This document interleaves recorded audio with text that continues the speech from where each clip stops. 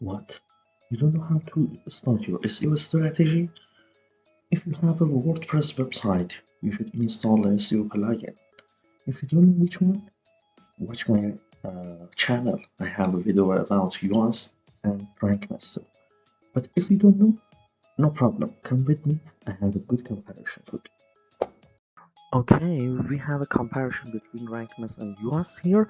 The first parameter is downloading. The amount of downloading of RankMath is 54 million times, but Yoast is 522 million times.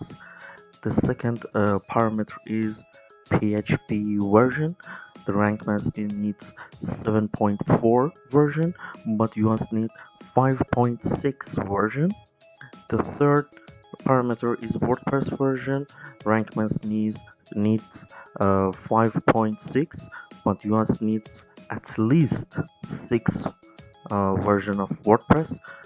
The fourth parameter is the last updated for RankMath and Yoast. Both of them is 8 months ago. It's the main update, not the